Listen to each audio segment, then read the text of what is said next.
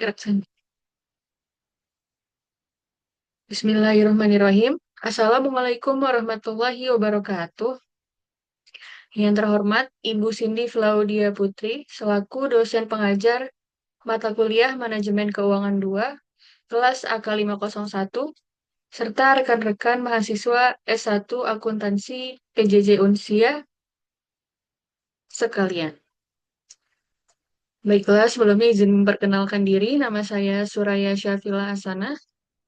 Pada kesempatan kali ini, saya akan mempresentasikan terkait resume jurnal yang berjudul Faktor-faktor yang mempengaruhi kebijakan dividen.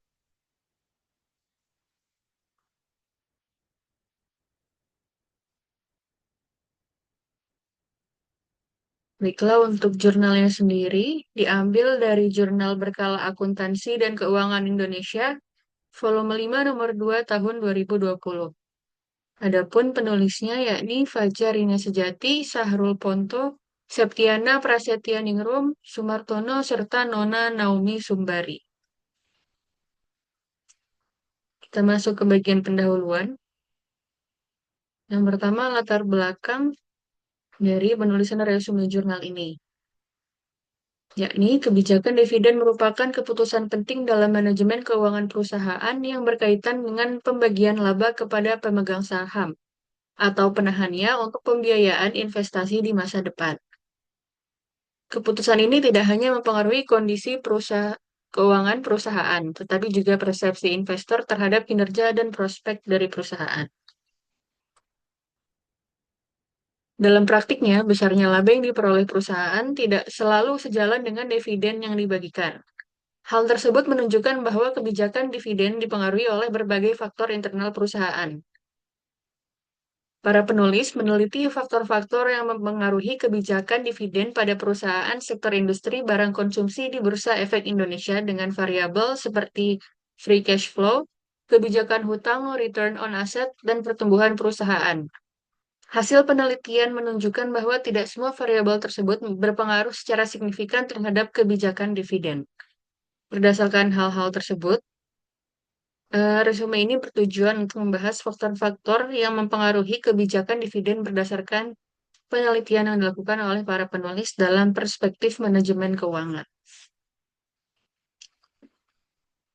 Adapun rumusan masalahnya ada 4, yakni apakah free cash flow berpengaruh terhadap kebijakan dividen, kemudian apakah kebijakan hutang berpengaruh terhadap kebijakan dividen, apakah return on asset berpengaruh juga terhadap kebijakan dividen, serta apakah pertumbuhan perusahaan berpengaruh terhadap kebijakan dividen.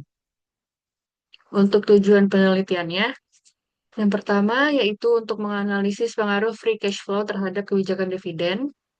Yang kedua, menganalisis pengaruh kebijakan hutang terhadap kebijakan dividen. Yang ketiga, menganalisis adanya pengaruh dari return on asset terhadap kebijakan dividen. Dan yang terakhir, yaitu menganalisis pengaruh pertumbuhan perusahaan terhadap kebijakan dividen.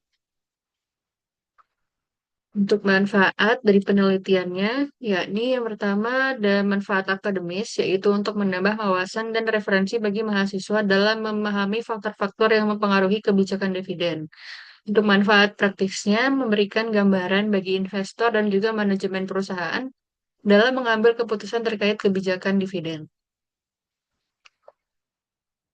Kemudian kita masuk ke bagian kedua, yaitu tinjauan pustaka dan juga kerangka teori.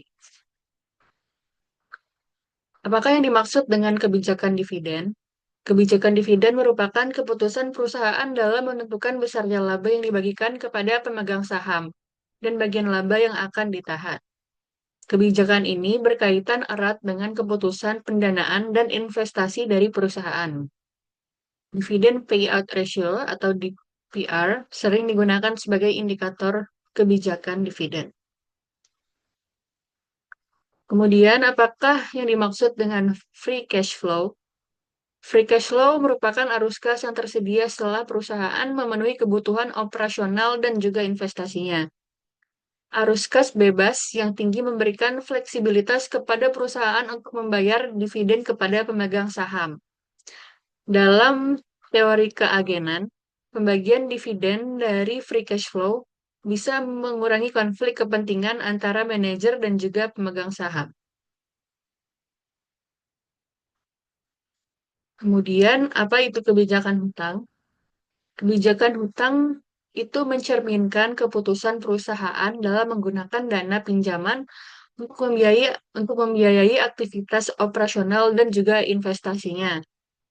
Tingkat hutang yang tinggi bisa membatasi kemampuan perusahaan dalam membagikan dividen karena adanya kewajiban pembayaran bunga dan juga pokok hutang. Selanjutnya, yakni Return on Asset atau ROA. ROA ini merupakan rasio profitabilitas yang mengukur kemampuan perusahaan dalam menghasilkan laba dari total aset yang dimilikinya. ROA sering dianggap sebagai indikator kinerja keuangan perusahaan yang berpotensi mempengaruhi kebijakan dividen. Kemudian, apakah yang dimaksud dengan pertumbuhan perusahaan? Jadi, pertumbuhan perusahaan itu menunjukkan adanya peningkatan aset dan kapasitas perusahaan dalam jangka panjang. Perusahaan dengan tingkat pertumbuhan tinggi cenderung menahan laba untuk membiayai investasi, sehingga pembagian dividen relatif lebih rendah.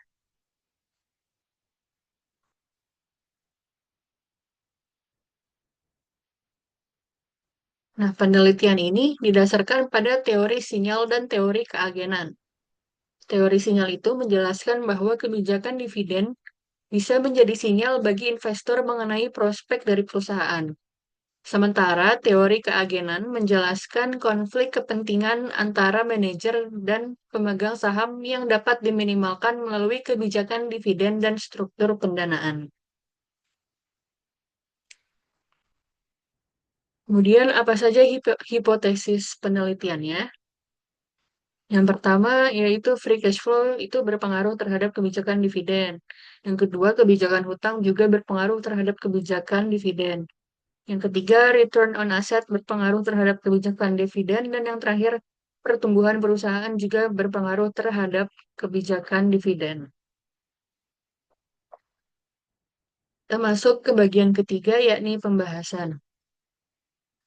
Jadi, gambaran umum penelitiannya, penelitian ini didasarkan, penelitian yang menjadi dasar penyusunan karya tulis ini dilakukan pada perusahaan sektor industri barang konsumsi yang terdaftar di BEI atau Bursa Efek Indonesia dari periode tahun 2025 hingga 2018. Adapun pemilihan sektor ini didasarkan pada karakteristik perusahaan yang relatif lebih stabil dan konsisten dalam membagikan dividen, sehingga lebih cocok untuk mengkaji faktor-faktor yang mempengaruhi kebijakan dividen. Serta metode penelitian yang digunakan ialah pendekatan kuantitatif dengan analisis regresi linear berganda. Pendekatan ini memiliki tujuan untuk menguji pengaruh masing-masing variabel independen terhadap kebijakan dividen secara simultan maupun secara parsial. Oke, kita masuk ke metode penelitian. Variabel independen yang digunakan dalam penelitian ini meliputi free cash flow, kebijakan hutang, return on asset, dan juga pertumbuhan perusahaan. Sementara variabel dependennya ialah kebijakan dividen yang diproksikan dengan dividen payout ratio. Data yang digunakan merupakan data sekunder yang diperoleh dari laporan keuangan perusahaan yang dipublikasikan secara resmi. Analisis data dilakukan melalui beberapa tahap, yaitu uji asumsi klasik, analisis regresi linear berganda, serta pengujian hipotesis menggunakan uji statistik. Nah, dari hasil penelitian yang telah dilakukan, hasil analisis menunjukkan bahwa free cash flow itu berpengaruh positif dan juga signifikan terhadap kebijakan dividen perusahaan. Hal ini mengindikasikan bahwa perusahaan dengan arus kas bebas yang besar memiliki kemampuan dan juga kecenderungan lebih tinggi untuk membagikan dividen kepada pemegang saham. Sementara kebijakan hutang terbukti berpengaruh negatif dan signifikan terhadap kebijakan dividen. Makin tinggi tingkat hutang dari perusahaan, semakin rendah dividen yang dibagikan. Kondisi ini terjadi apabila perusahaan harus memprioritaskan pembayaran kewajiban hutang dibanding pembagian laba. Nah, sementara itu, return on asset dan pertumbuhan perusahaan tidak menunjukkan pengaruh yang signifikan terhadap kebijakan dividen. Hal tersebut menandakan bahwa tingkat profitabilitas dan pertumbuhan aset tidak selalu menjadi faktor utama dalam penentuan kebijakan dividen. Temuan penelitian ini mendukung teori keagenan dan teori sinyal, khususnya terkait peran free cash flow dalam kebijakan dividen. Pembagian dividen dari arus kas bebas dapat mengurangi konflik keagenan dan memberikan sinyal yang positif terhadap para investor mengenai kondisi keuangan perusahaan. Pengaruh negatif kebijakan hutang terhadap kebijakan dividen juga sejalan dengan teori struktur modal di mana peningkatan hutang akan meningkatkan risiko keuangan dan mengurangi fleksibilitas perusahaan dalam membagikan dividen kepada para investornya. Tidak signifikannya pengaruh ROA dan pertumbuhan perusahaan menunjukkan bahwa keputusan pembagian dividen lebih dipengaruhi oleh ketersediaan kas dan struktur pendanaan dibandingkan tingkat laba dan pertumbuhan aset semata. Baik, kita masuk ke bagian akhir, yaitu bagian penutup.